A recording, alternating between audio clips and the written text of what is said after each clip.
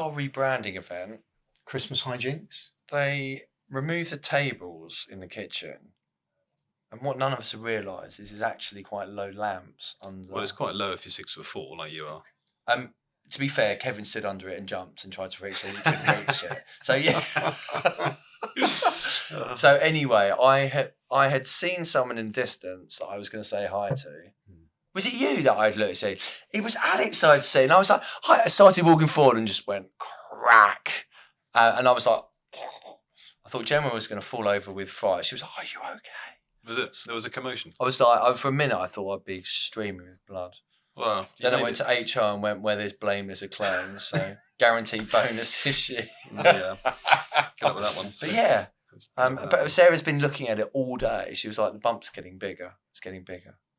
So I've got scars all over my head because I'm tall and I've got no hair. So that's nice. It's fairly prominent, James. Nature of the beast. Yeah, it's quite prominent. Just wear a hat. It's almost like a second nose. Well, you've made it this far, so well done. We've made it to episode 21. Episode 21. Good afternoon, everybody, and welcome to Taking Stock After the Bell. It's nice to be joined by a somewhat beaten up James Hughes, investment manager, and financial planner Ian Cook. Ian, good afternoon. Good afternoon, Jonathan. Got a little intro for you. Ian has worked in financial services since 2002, following a changing career after leaving the British Army, no less. His core strengths are taking complex financial matters and putting them in plain English. Ian has developed his range of skills to incorporate full financial planning using cash flow and lifetime income modelling, something we'll get on to discuss. Ian's goal is to help us all achieve financial freedom through careful and prudent planning. Ian's key skills include investment and pension planning, protection planning, and long-term care. He's also very partial to a pocket square, as we can see here. As you can see. Is that what you put on there? I've got a pocket square, but it didn't sadly match the new branding. Didn't match the new brand, no. So we do have some new branding proudly displayed behind Hughesy's head there, which is nice, isn't it? I missed the memo on the pocket square. The memo, blue and gold, so that's all right, isn't it? But, thank you. Yeah, all going okay? Very well, thank you. Very well. Yeah. A day of rebranding, which is always good for the future and good for the soul. Good for a new brolly as well. We'll load it up with those to go home. A new brolly and a new pen. And a new water bottle. I've got a new water bottle. Yeah, brilliant. So the idea of getting you on, obviously, was to talk about everything that you do, but more importantly, to talk about the autumn statement, which was a week or so ago, because we got very excited about pensions changes, The British ISA. the British British ISA, ISA. UK small cap. We were banging the drum for all that, and And there was it can only- pretty much nothing on its front. So I think a damp squid is the best damn squid terminology. is the best way of putting it. It was lovely. Sadly, nothing for the investment managers in the room. No. So why don't you give us a brief synopsis of what actually was in the autumn statement, and it doesn't need to be long. I think there wasn't really much in there for anybody, yourselves or ourselves. There's a small cut to national insurance. So the headline, Jeremy Hunt took the headlines with 2% reduction in national insurance contributions, which will be a welcome relief, but I've always felt that it's political posturing. It feels like he's gearing up for, a Q3, Q4 general election. They're going to put a manifesto together that Tories are the government to lead the growth revolution that's coming. And I think this is one of the first changes that they're going to make in order to try and help. There's a little bit in there for businesses as well. Yep. But certainly for us and the clients that typically we deal with in the room with private wealth, there wasn't really a lot to get too excited about. At the upper end, £750 a year national insurance savings isn't really going to make a huge amount of difference. And a lot of clients are retired anyway. It did make me chuckle that our chief investment officer is retiring in December and the NI cut comes in January. Great planning. They crossed my mind. No, you're right. State pensions gone up by a lot again. Triple lock was held, which again, you've got to look from a political perspective with a general election coming. Really, I wouldn't have seen him making a change there. No. Because that would be political suicide. Yeah. They've got to try and narrow the gap somehow. But again, it's the state pension now is approaching the level of most people's personal allowance. Oh yeah. So 12 and a half. Yeah. 11 and a half. So again, we could probably talk all day about fiscal drag, and realistically, with the additional tax take through this year, that's probably funded the national insurance contributions. Everybody's been getting larger than expected pay rises, or you've got people, not us. I was just about to reference the trains because they came to a resolution earlier today. £65,000 a year for a train driver. I think I need to change careers. No comment. Absolutely. So, fiscal drag's having a really big impact on, I think, people's ability to spend money. The fact that the high rate tax band starts at a fraction over 50,000. We've got the hidden, or not so hidden if you're in it, the 60% tax trap just above 100,000 as well. Yeah. Meaning that you actually that lose. Should have been ripe for clearing out. That's ludicrous. Absolutely. The 100 to 125 and the 50,000 if you've got, as we all do, children, child benefit, high income child benefit charge of 50,000 is ridiculous. Yeah. Just horrible wrinkles in the tax system.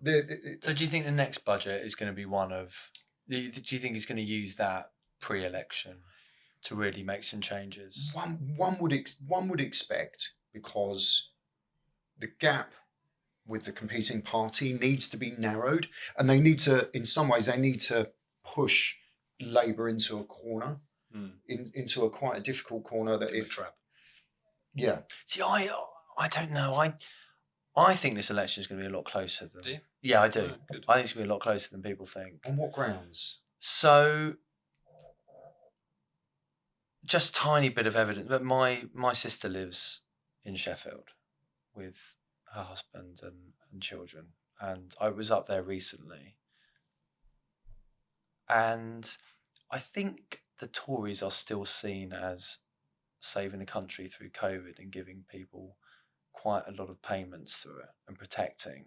And I think that has not been forgotten. Just talking to their friendship groups, nothing has swung them to vote for Labour.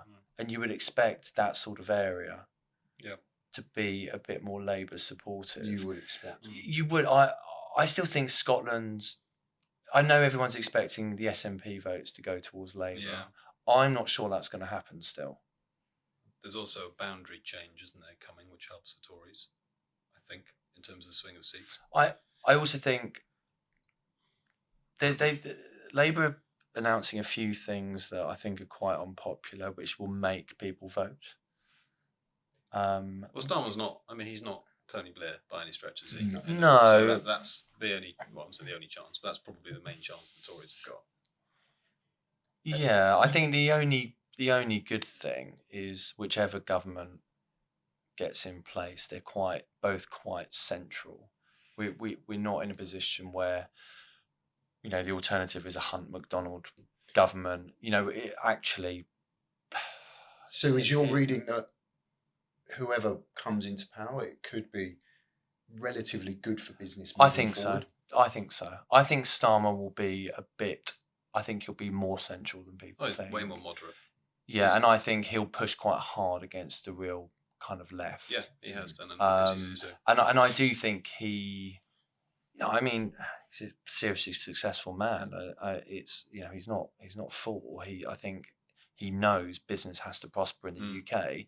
Something happened in 2016 which has meant business has suffered since then, and I think whoever goes into power needs to somehow invigorate that. I think the only thing I would say is part of me thinks we need a change of government just because we just need a refresh, and I think the Tories need to regroup and actually work out what they want to do.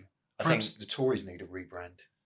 I think definitely needs a blue rebrand. and gold like that. But I am quite, I think Rishi, pick up the papers, there's not a lot of comment around Rishi, and I think that shows that he's done a good job. You made a good comment about Sheffield and COVID. Do you think the COVID inquiry will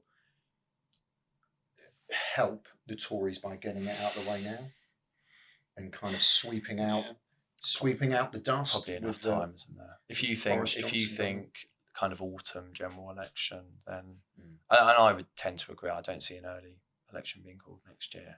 I think they'll push it. They're not going to push it into 25, but I would have thought Late election, autumn, and the Tories are going to win. You've heard it here first. Good Just job, Easy. Just a quick question before. And we- UK equities are going to rip 20%. So there we are. Quick question from me before, whilst I've got two investment managers in Yeah. the room. Will the change in business taxation or proposed change make any difference when you're looking at underlying companies? So the only no, because most of the stocks that we look at are global. So Mm. we've got a relatively small universe of UK domestic stocks. One that springs to mind that did well on the day was BT. Mm. So BT are spending billions putting broadband around the country, digging up the roads around you. Thanks very much. And now obviously they can fully expense all of that against profits. I think I saw somewhere that it was going to increase their free cash flow in 25, 26 by 15%. Quite a big number. Yeah. So I think the stock was up 4 or 5% the day, even Wow. though the market had already kind of half priced it. So it's quite material for them. And but BT is the main example I can think of. You know, Tesco, Legal and General, house builders. I don't quite know the balance sheet ins and outs of it. But you know, most of the stocks we look at, even in the UK, the Unilevers, the Rio Tintos, HSBCs, is just kind of a bit of a drop in the ocean. Yeah. So we let smarter people than us look at that sort of stuff and tell if it's good or bad, and then we go and buy or sell. Is that right? Is that what happens? Something like that. So just tying a bow on the autumn statement then, mainly politics. He had a bit of headroom, didn't he? So he used it on national insurance cuts, business expensing, not really a lot else, was there? There were some changes to the ISA rules that made them a bit more flexible in terms of partial transfers. And Integration of cash, or cash and stocks and shares under one wrapper. But not a lot to get excited about. I mean, I think he had one eye on inflation, hence why he didn't go after income tax, went after national insurance, because I think there would have been a worry that Rachel Reeves may have countered by saying that that would impact inflation by the current headline. Just as a sort of aside on that, we've had some really good news on inflation today. I don't know if you've seen it, Easy, but we had European inflation this morning. I'm not going to put a chart up or anything, but European CPI this morning came in at 3.6% annualized versus Isn't there talk of the ECB having cutting rates early next year? Yeah. And then this afternoon we've had personal consumption expenditure in the States, which is one of their measures of inflation, also came in underneath expectations. So that theme that we've talked about in the last month or so, markets are ripped in November because inflation is going away very quickly, and markets are now beginning to cut more rates. Price more rate cuts for 2024. Okay. Which has sort of taken the pressure off. I'm going to ask you a risk question assets. on this actually. Go on then. When does bad news become bad Well, news? that's it, isn't it? So yeah. Because so at the moment, bad news is last good 6 news. weeks is bad news is good news because rate expectations going down at some point. Yeah. Well, we've also today had weekly jobless claims in the US. So US dole payments, unemployment benefits, basically weekly, and they are rock bottom and not moving. So whilst you've still got very low jobless claims in the US, there is no fears about a recession because the job market reigns absolutely fine. So when my clients are asking us here about the UK, with obviously, I guess what I'm taking from both of you are saying there's a more dovish tone perhaps with European Central Bank and also the Fed. Does that mean that Bank of England needs to be more herd-like and follow the crowd? They probably do. Yeah, I mean, we've got a slightly more unique inflation problem here, but you know, it's come a long way back. But I think they do. I think they do need to be a bit more dovish. And as we know, central banks they're always late to react. When the cuts come, it will be too late. So they're too late raising rates, and they'll probably be too late cutting rates. I think. Yeah. But I think where they've been good, I actually think holding rates. Was it the last meeting or the meeting before when it wasn't expected? I actually think that hold was quite important. They could have raised rates, they could have done and actually they sat tight. Yeah, I think that will be seen to be a good decision. That will be peak. I'd be surprised if this isn't peak rates here with what this data is coming. Presumably, if the other central banks are cutting rates, pound will strengthen relative to those other currencies. It has done. We could end up importing more inflation in the UK, so it could become. So have to be slightly careful about not getting out of whack with the others. Generally speaking, we haven't done historically, but I mean, UK inflation is coming down slower, but it is coming down still, and it should unwind quite quickly. So I'm not too concerned. Bailey's made some comments today, isn't he, this morning, which were not particularly well received. He was particularly pessimistic about UK economic prospects. But we don't stand for that nonsense on taking stock after the bell because we're UK bulls. Isn't that right, Husey? We love the FTSE. We love the FTSE. we love UK small cap. We Definitely do love not UK small advice. cap. So we actually wanted to come and talk a bit about financial planning, Ian. What does it involve? What are your main areas of advice? What are clients saying? And what do you do? Talk us through it. How long have we got? Can we have a day in the life of Ian Cook, financial planner? We've got a chart which we will briefly put up. So basically it sort of splits it into two. We've got available allowances and tax efficient investing options. So why don't you talk through first the sort of allowances that individuals have got? Yeah, so I think I see my role as architect in a client's life. When you come in, you are looking to build wealth. You're looking to build a financial plan. Many people that, typically my client bank, they've built businesses over long periods of time. They've perhaps accumulated cash and assets, but in some ways not really known how they've got there. So essentially what I look to do is firstly use tax efficient allowances such as pension contributions, which is up on the chart. Look at the basic taxation such as your personal allowance. There's savings rates, making sure the investments that somebody's got are in the correct name.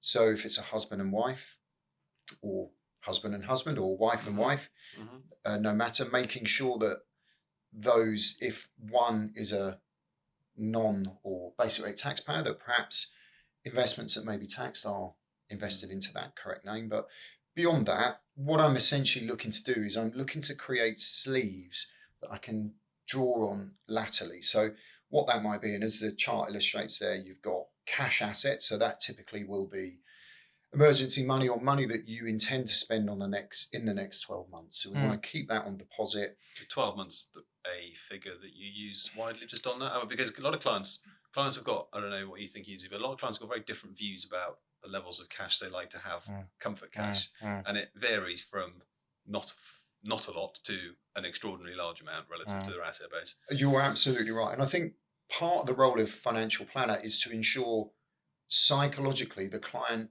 feels okay when the market takes a dip. So if you've got a client that's got an adventurous attitude to risk, and we know through conversation that potentially you could be looking at 30% downside. Well, if that client is prepared and wants to go on that journey, well, if they've got 2 years worth of cash that's held on the sidelines to fund their lifestyle, they're not going to be overly concerned. But equally, we want to make sure that typically clients tend to pick a number, and there doesn't seem to be a great deal of thinking around it. Tends to be a round number as well, isn't it? Irrespective of inflation or anything else. Absolutely. And my role, I would say, is more about encouraging someone to say, look, actually, there's a lot of cash on the sidelines. We can deploy that cash and use it in other ways, because we now have tools with investment managers like yourself. I can now suggest things like a gilt portfolio, which as a financial planner, I understand it. I know what it is, but I can't directly buy those assets underneath. And you can buy them for me in a tax efficient manner. So I can say to a client, look, you're a high rate taxpayer. And actually, if we go out and buy a government bond, treasury bond that's going to redeem in 2 years, get you a net return of just shy of 5%, depending on whatever gilt yields are doing on that day. Whereas you go and put it into, I was going to say Bristol and West Alliance and Leicester, but they're all gone. They're long since gone in the great financial crisis. But you go and put the money in the building society, you might earn a 5% return, but you could potentially, after your personal savings allowance of up to £1,000 in some cases, you may be paying 40% of that revenue straight back to the Chancellor. So your net return's 3%. So just on an aside before you carry on there, on that personal savings allowance. So there's a big issue this year, isn't it? So if you have got your state pension that basically uses up your basic rate allowance of nearly 12, nearly, not quite, but nearly. If you've got cash reserves of say 50,000 or 100,000 and you're now getting 5%, you're going to get more savings interest than your personal savings allowance if you're a base rate taxpayer. What do you do if you're in that position? what does one do if you're in what's the mechanics? Do you have to do a tax return? Because you get paid the interest gross, if that's right. You should. But it's going to be quite a big issue this year, isn't it, for lots of people who've now got interest over the allowance? Absolutely, because the rules were changed a number of years ago. I couldn't tell you exactly when, where interest used to be taxed at source at basic rate. Well, now interest is received gross. And if it's not wrapped in an ISA or any other tax efficient investment vehicle, you're going to need to do a tax return and declare it. And if you're not, potentially you're at risk of the revenue knocking on your door. And because the revenue because they've got the data, haven't they? Yeah, they've got the plugins to the banks. They know exactly what. Yeah, I mean, not to be alarmist about it, but Big Brother. They will do 100%. I mean, we'll for any interest that's earned on our clients' accounts, whether it's dividends or whatever, we send that information to the revenue the same as any financial institution would. And I think that's really important, and it comes back to the sleeves that we're using as financial planners. So in this current climate, we're making sure that clients that have got cash on the sidelines that's not investable, that it's wrapped in a cash ISA. We're using husband and wife to make sure that they're both tied up in that way.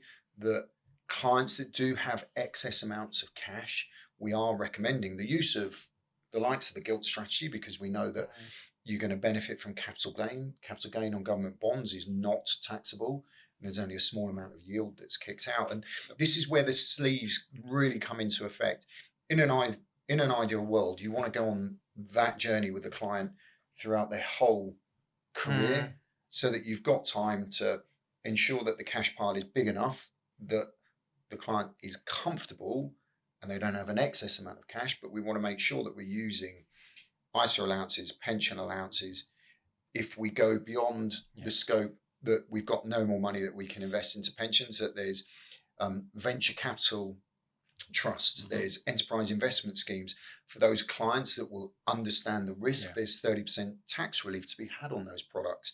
That there's other investments such as investment bonds, where if it's an onshore investment bond, the tax is taxed at a rate of 20%. If you're a high rate taxpayer, there's no further tax that is due. Offshore bonds benefit from gross roll-up, so no tax take. However, you always have to be mindful that really you're just kicking the tax can down the road. It is. So it's not tax-free. You benefit from gross roll-up, but the tax will be paid at some point in the future. But I use those vehicles with clients that I think, well, there may be an excess amount of capital at some point in the future that we want to use for perhaps children's university fees. Or I might want to write those plans into trust, and I'm not going to create a tax event for writing that plan into trust. So I'm essentially, I heard this term earlier, I'm looking under the microscope, as in what we need now, and then I'm looking through the telescope and looking at, well, actually, you might be 50 years old now. I can see, based on your current lifestyle expenditure, there's likely to be excess capital. You've got a number of children and or other beneficiaries that you'd want to benefit in the event of your passing. Therefore, let's settle that money into that vehicle ready to place into trust at a later date, but whilst giving you access during that time. I think that's really interesting. And the diagram with the colours of the allowances that we've got here, it's sort of, not to belittle the advice that you give by any stretch, but it is kind of common sense and basics. Use your allowances and use the most valuable allowances first, which if you're working and you're a high rate taxpayer, it's probably your pension allowance, but you've got to put the money away until your retirement age, whatever it might be. Your ISA is a pretty good one. And then general investment, spouses benefiting from lower tax rates, etc. And the big one for us, I guess, this year and going forward is the CGT allowance. Historically, CGT has been relatively friendly from a tax perspective. £12,000 free and £12,300 allowance, 20% for high rate taxpayer on investments, which means that, if you've got a sort of £200,000-300,000 general investment portfolio, which is yielding 2 or 3% in income and is generating a bit of capital growth, that £250,000 pot generally is very tax friendly. But if we're now moving to a world where, well, number one, yields are higher. Bond yields are high. Yes, we can mitigate that by what we buy, but corporate bonds are yielding 6-7%, and we've only got a £6,000 CGT allowance this year. Well, if you've got 250 grand, £6,000 disappears quite quickly if the market goes up by 10%, which it can very much do. So, we've gone from a position, I guess, historically of using clients' CGT allowances where we can, to talking to clients and saying, well, I have to pay a bit CGT here. I think we've also got to be mindful in the future that future chancellors may look at this as a way of raising additional revenue. So in the current climate, I'm very mindful now, like you say, £1,000 dividend allowance for clients as well. Collective investment accounts are not perhaps as attractive as they once were. However, when creating a financial plan, you can see there's a number of vehicles there, and we wouldn't use all of those for every client. But using investment managers such as yourself, we can have a discussion where we can say, well, look, let's put all of the high dividend yielding stocks inside the ISA. Let's put the government bonds that don't throw off much. Let's put them inside the collective. Actually, we're not going to draw from the pension for a number of years because we've got a cash or a liquidity event that's going to come when you sell your business. Therefore, let's go for some global growth in there. In the pension. And the bonds are long-term birth. We think that we might use it for a house deposit for children. So what we might say is, well, actually, look, let's ring fence an amount in the bond that notionally we're going to allocate that. That'll go to the children in the future. And then you can buy specific assets in there. And we know we've got levers that we can pull, because essentially if a client comes to me and they want, I don't know, let's say they want £4,000 a month income. Well, I know I can draw nearly £1,000 and use their personal allowance from their pension.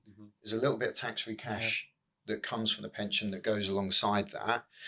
We can draw from the ISAs completely free of tax. I've got a 5% deferred withdrawal amount from the investment bond. So what that means is if you put £100,000 in today, I can draw £5,000 every year for the next 20 years before we even need to consider a tax return. I've got VCTs that typically kick off 5% dividend yield, and that dividend yield is free of tax, again, for the right client that's looking to take that amount of risk. And we have a notional amount now of CGT that I can use inside a collective investment account. So we can structure things so the client that is drawing £4,000, £5,000 a month, broadly for many years, it can be free of tax.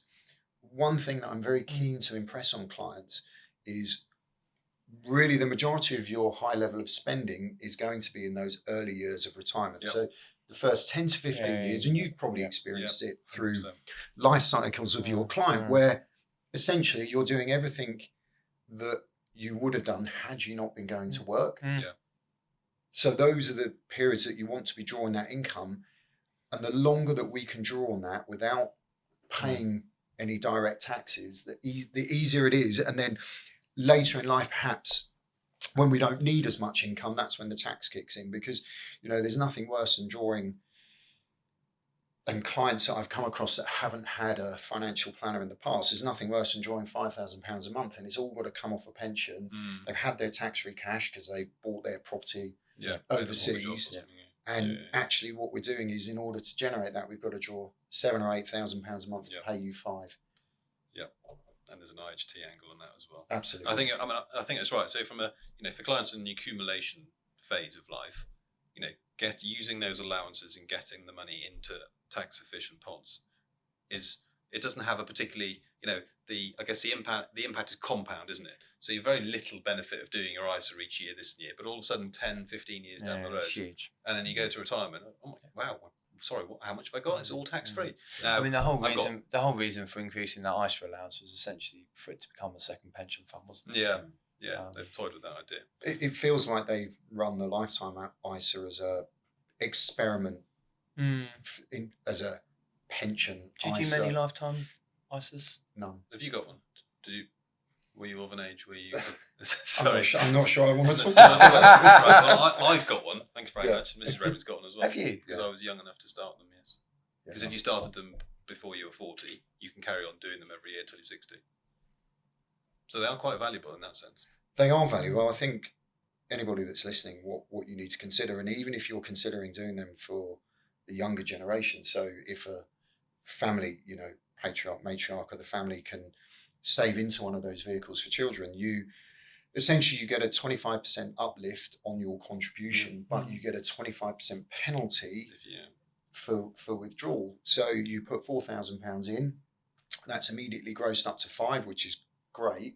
But then if the very next day you make a withdrawal, the penalty, you withdraw the money, there's a £1,250 so you're worse that you've off. got to pay back, and that applies to the gross quantum that sits inside the pot. So it's not the tax relief that you were given, it's the growth. There is a penalty on top of that. And to explain to the people listening, what happens when you get to, is there an age that you can get to when you can then draw free or tax free? So essentially the pot needs to be used to either purchase your first home, or it needs to be used beyond the age of 60. Then you can make penalty free withdrawals. So in 10 years' time, when John reaches 60, Oh. he can it's been a hard week, come isn't it, John? on. I've got a new photo on the website where I do look 50 in it. he's got no grey hair, James. Oh. You wouldn't know if I had grey hair or not. Well, I was just looking at All you can see is my second nose expanding on my forehead. So I was going to come out to the CGT thing, which you mentioned about, chancellors potentially cranking up CGT rates in time. Now, I remember vividly the day that they got rid of 40% CGT and they cut it to a flat rate, 24%. I'm going to say 2006-7. And the whole reason of doing that was because the 40% tax rate was you had indexation taper relief, so it was lower effectively, but it was putting people off selling assets and paying the tax.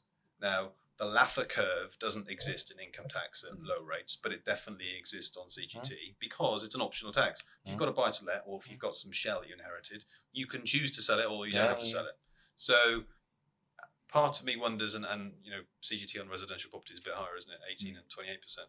Like, someone somewhere has done the analysis and saying that if you put CGT rates up, you don't actually get any more tax, and you end up with these kind of stranded assets that people don't want to sell to pay the tax. Whereas at 20%, I've had conversations with clients where they've got, they inherited AstraZeneca in 1927, they've got a massive gain. You sort of say to them, there's a bit of stock-specific risk here. How do you feel about paying a bit of CGT? And 20%, it's not too bad, is it? So maybe if I take 5,000 of gains over my allowance. But I think 40% does stop it. Definitely. Because I think you make a really good point. Yeah, because the alternative is you can sort of envisage something outperforming, let's take Astra, by 20% over time.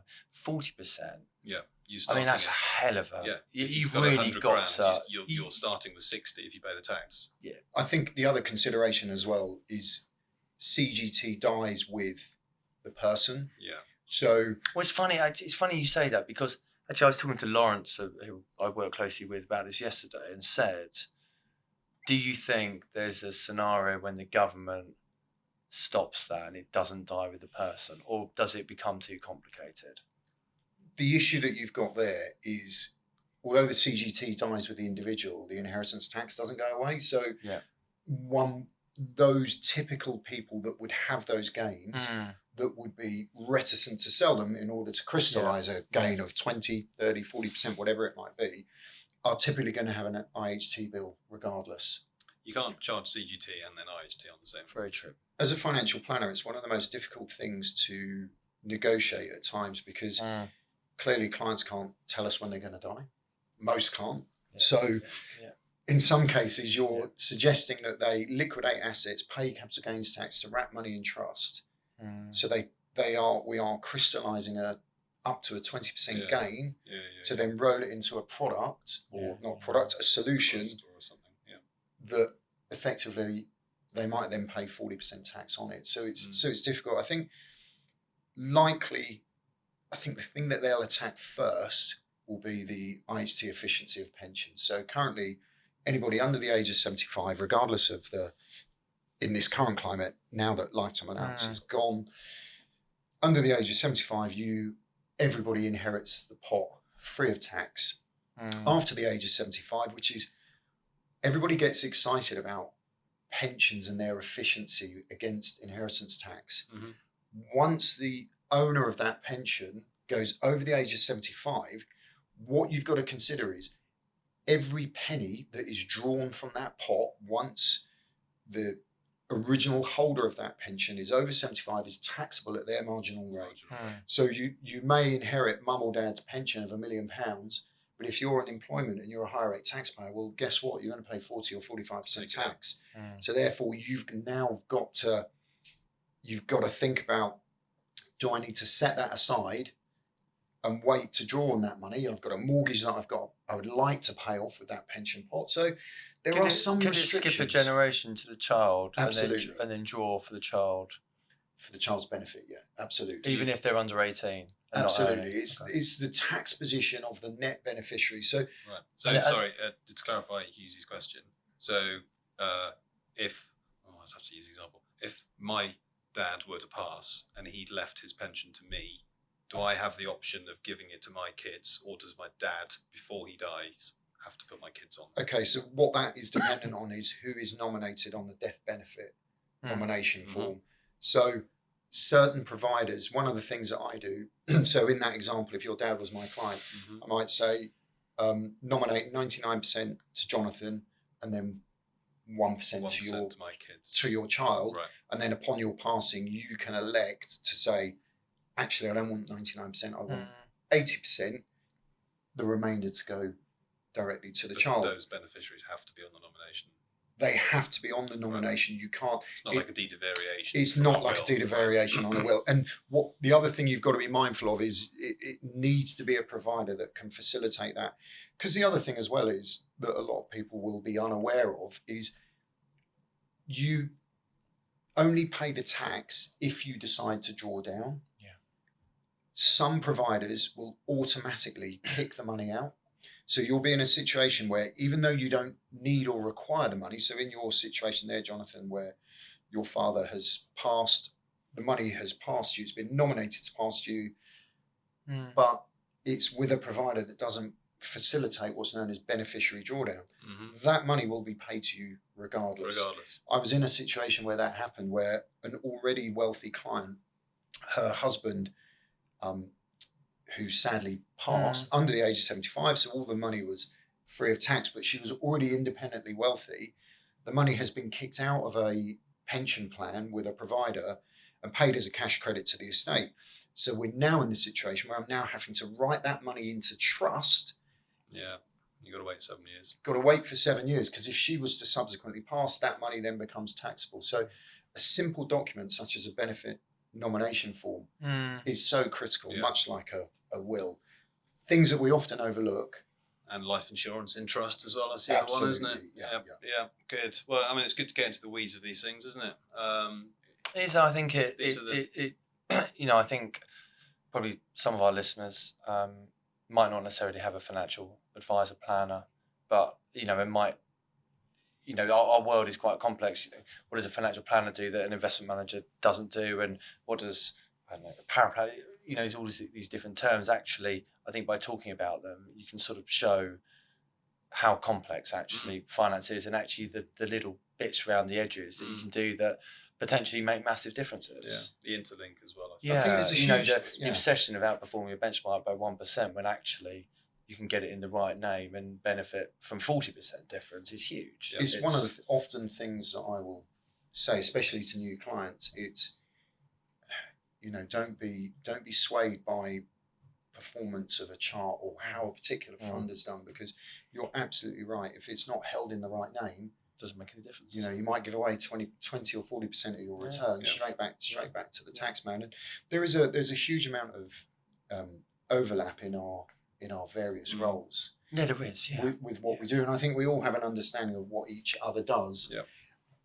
So what else? What other kind of issues are kind of live with clients at the moment? What sort of? I mean, pensions is ever present, isn't it? But pensions and income. And are clients getting very worried about inflation, and portfolios have obviously had a tough couple of years. You know, not necessarily massive falls, but actually, if you compound what inflation's done, you know, potentially quite a bit less wealthy than they were a few years ago. Does that bother people? I think the psychology, So you've hit on a really good point there. So one of the things that I'm noticing certainly is clients are increasing the level of their standing orders that are coming from their accounts. This week. Actually, I've had one just before we came on. Yeah, and I had a client that I did a review meeting with recently who was suggesting getting a part-time job. Wow. Which astounded me.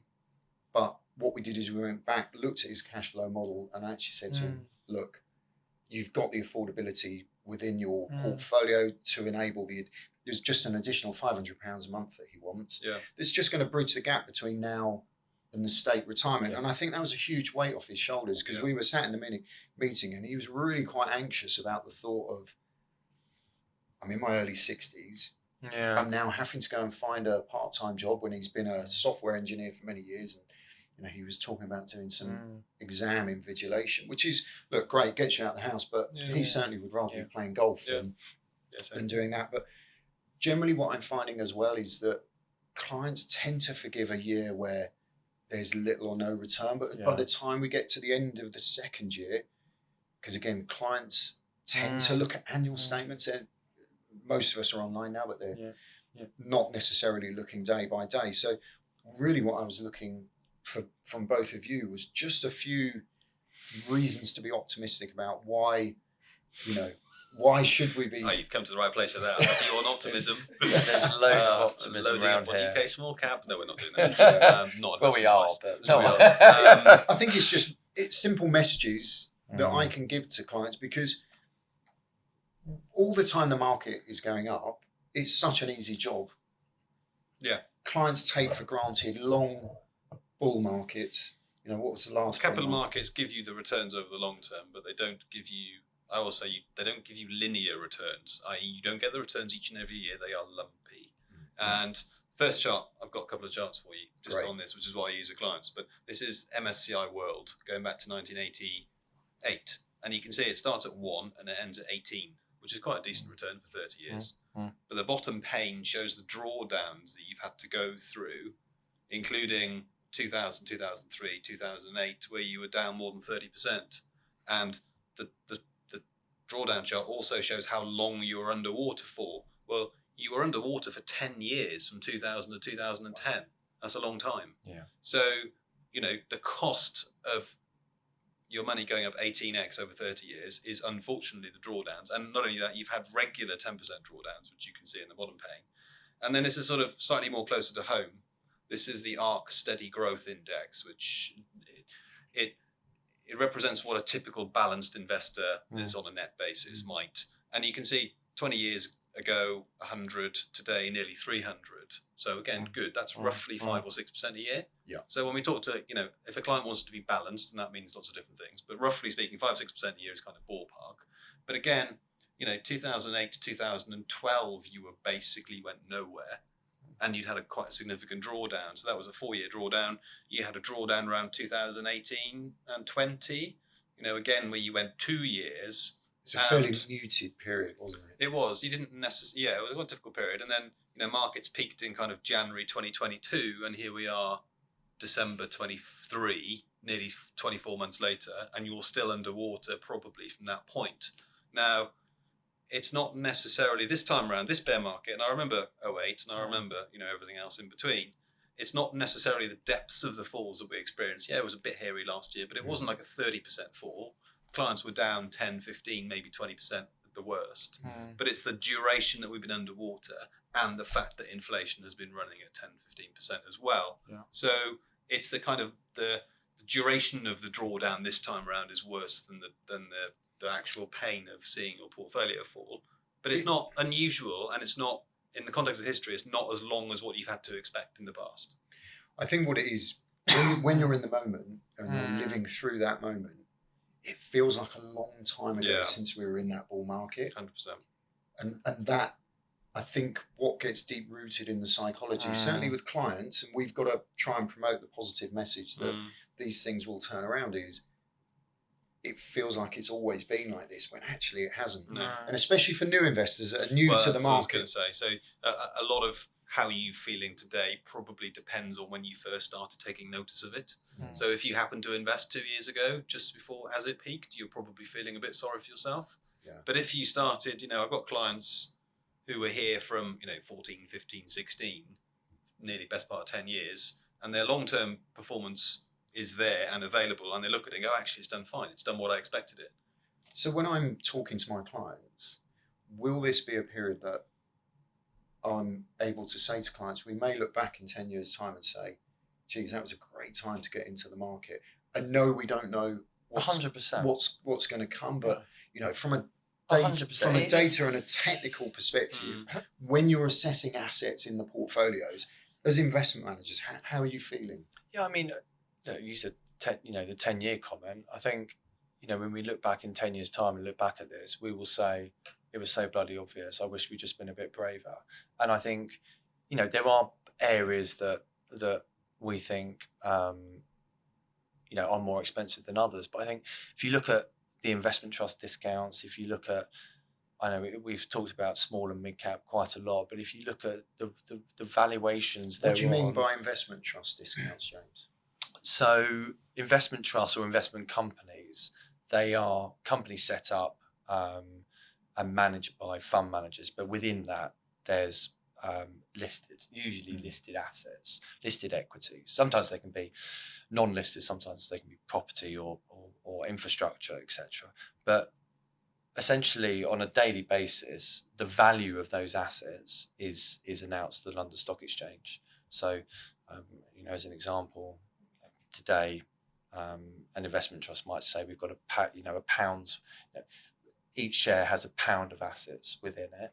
Now, the price of that share, because it trades like a company, might only be trading at 80p. So essentially, you can buy £1 worth of assets for 80p as a live price, and those discounts, we haven't, essentially, if you go back over history, these discounts haven't existed since 2008, and we are not in the same economic environment as we were in 2008. Now, even in the depths of COVID, the average discount of an investment trust was something like 8 or 9%. And where are we today? 15, 16. Wow. And in financial crisis, we were probably 18. So we're not far off those discounted levels. I mean, arguably there might be reasons for that. I think a lot of alternative investment trusts have been created over the last few years, and those types of assets in particular, because they're very interest rate sensitive, are on particularly large discounts. I think there's a Commercial slide. property is quite a good example of that. I the think building is held at £10 million valuation, but of course it hasn't been changed for X number of months. There's probably only 9 or 9.5. Yeah, So were those created to fill the gap with where there was no yield on government bonds? absolutely. Yeah. Nail on the head. So yeah, we did own gilts, but not in the same proportion as we did pre-financial crisis, because the returns weren't there. I think, investment trusts are pretty unique to the UK as well.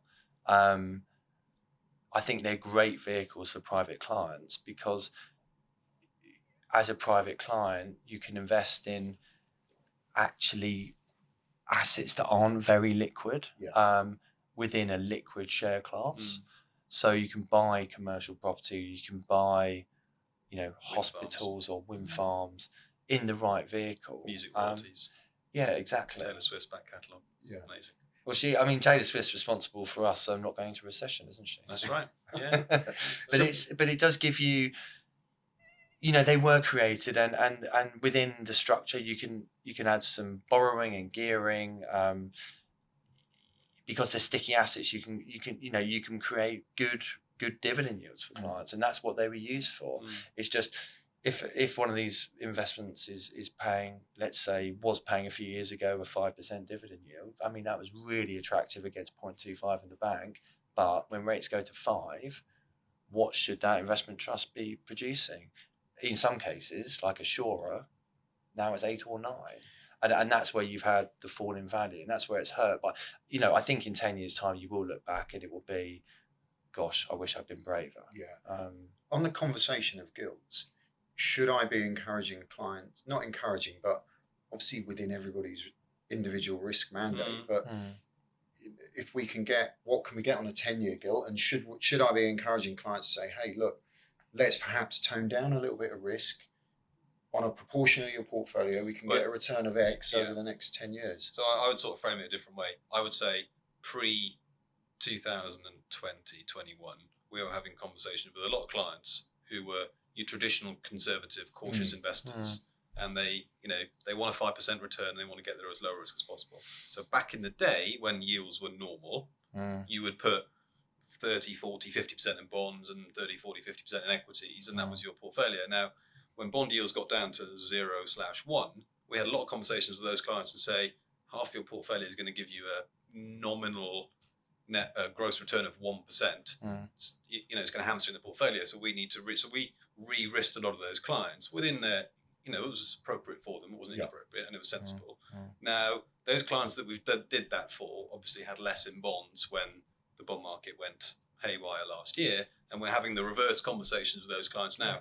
Right, Mr. Client, if you want 5% relatively conservatively, you can have a lot more in bonds than you had 2 years ago.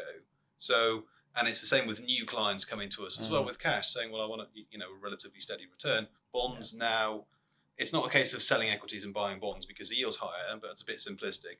But they're definitely more of an option and higher up the menu than they were 2 years ago. I think the real change is from alternatives and not the infrastructure investment trust we've been talking about necessarily, but some of the absolute return strategies. Our view is hedge fund types. There's not really, in our view, you don't really need them anymore because why would you pay someone 2 and 20 and actually long term all these types of vehicles have returned is 4-ish, 5-ish, when actually I can virtually get that in a gilt. I know what's the 10-year now is probably just over 4. It's fallen quite a bit actually, so it's only just over 4 now. 4.2. So that has come back quite a lot. Hughes is absolutely right. So in the last 10 years, hedge fund type strategies have blossomed because you're low. You had to find something to put in your low risk bit of the portfolio because you don't want that bit of the portfolio falling 30% when the equity market goes haywire. I think the normalisation in bond yields has probably undermined that strategy of buying those type of things more so than because we still expect equities to do better. Tim Cook at Apple gets up every morning and goes to work with the express intent of getting the share price up indirectly through the profits. So if he carries on doing that and he's got lots of super smart people around him to help him do that, he'd be absolutely fine. Which is why, I'm a mega 10-year bull in anything, but in certain areas more than others. But, definitely clients will be fine over the long term. I think going back to your question of what's your takeaway to give clients who are pretty fed up because it's been 2 years of soggy returns, let's call it. I think, without stating the obvious, we're 2 years into this. It's actually run for quite a long time. I think last year was holy smokes, we are, inflation is ripping, rates are going higher. This isn't a transitory message. The transitory message central banks gave at the end of 2021 was incorrect. And actually there's pain that's going to be felt. I think it was,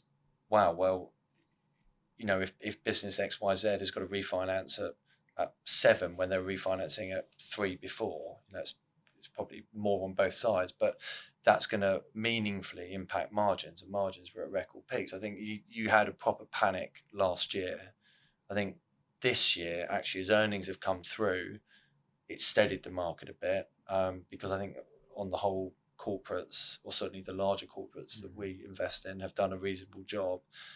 Now, I think next year the economy is going to look ugly in some ways, but I do wonder if the market has sort of already priced a lot of it. I would, if you think about it in years, maybe last year was 2008, maybe this year's 2009, and maybe next year when you'll remember 2009 felt awful. It felt like everything was going to fall over and the market was never going up again. And then suddenly you had this squeezer next year on the economy. Still felt horrific, but actually stocks started to perform again. I think you could have that. Yeah, one thing that always baffles me as a financial planner is when the news is always good, the markets, as a generalization, clients are saying, everything's great, but I've had a bad year. And then when things are when things are bad, you see a rise in valuations in portfolios. COVID was a great example. There was reasons for that, but I think the overarching sentiment is that it's the sensitivity to the drawdowns.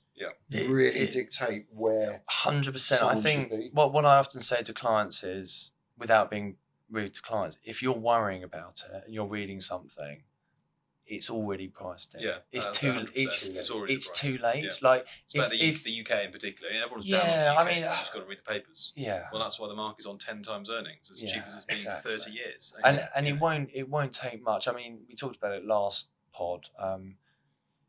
Mars coming in for Hotel Chocolat. City pubs being bought by Youngs. There's proper M&A, and if these companies don't re-rate, there'll be no companies left. They have to.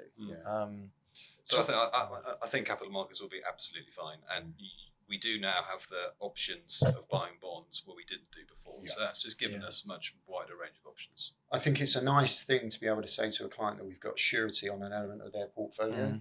That look, this element will perform at a predicted rate over a given time, and I think that can help, and especially when we're looking at, what I like to do with money when I'm managing it for clients inside a portfolio is really attach that money to meaning. So that money isn't just performing at a particular rate. That's your grandchild's school fees. That's the money that you've set aside that for the property in Spain that you want to buy. But you always have to have the purpose. There always needs to be a purpose. I do think the industry's become too obsessed with benchmarks, and actually, question to you, which is, on the benchmark front, would your view be actually it's just about achieving the client's goals in terms of getting the money to be able to, so that client can buy that Spanish property or whatever else? Is it about total return as opposed to? Undoubtedly about total return. When I'm looking at a benchmark in relation to what a portfolio is doing, I'm expecting a portfolio to under and over and underperform at any given time. What my main goal or main concern, especially when I'm using mainstream portfolios, is how is the portfolio performing in relation to that benchmark? I.e., if the market is going down and the portfolio's following it down, it's the degree at which it's falling. Whereas clients are a little bit more simplistic in their outlook, and they expect me as a financial planner to have an eye on the benchmark and make a recommendation to make switches to different portfolios with different portfolio managers if they are underperforming for a particular period of time. But we have an investment committee that does all of that work for us. So as a financial planner, my responsibility is to pass that message across to a client, whereas the investment management committee are constantly overseeing the portfolios that we recommend, unless it's a client's own portfolio that's constructed. But I think one last question I had for you, and this could probably be a podcast on its own. Is there any concerns about disinflation or stagflation? Could that become a theme? We talked about transitory inflation through 2022. Deflation could be a theme more so in Europe than the UK than the US. So year-on-year numbers unwind. If you get a recession, and we've talked about recession, I think the first podcast we did, which was nearly a year ago probably, we thought there would be a recession. Well, it was great.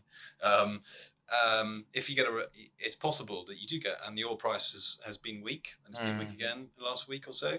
You could get a bit of disinflation in the short term. It's possible, but one thing that I've definitely learned in the last 3 years is pretty much anything is possible at the moment.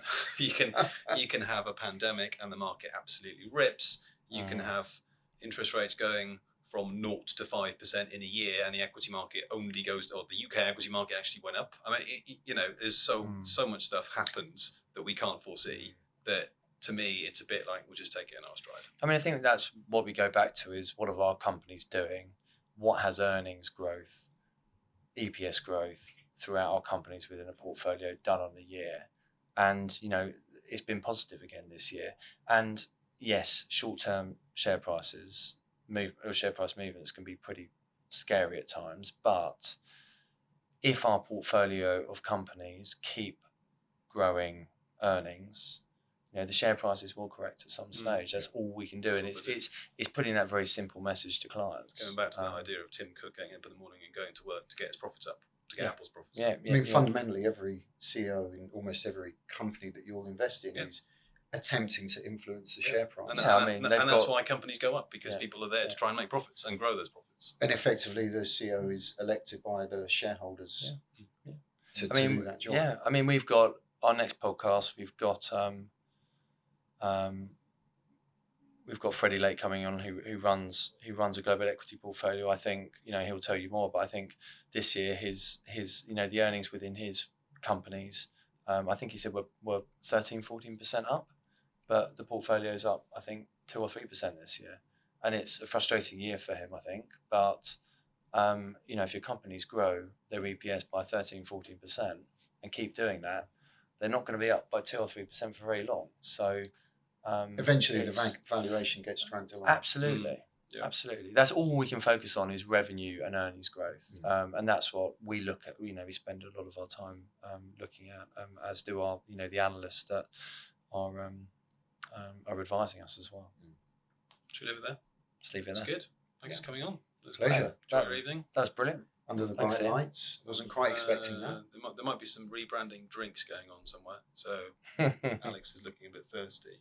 So thanks to all our viewers and listeners for joining us this week on episode 21. And we look forward to seeing you again soon when, as James pointed out, we've got Freddie Late of Latitude Investment Management joining us. So thanks again to the gents, and we'll see you soon. Bye-bye.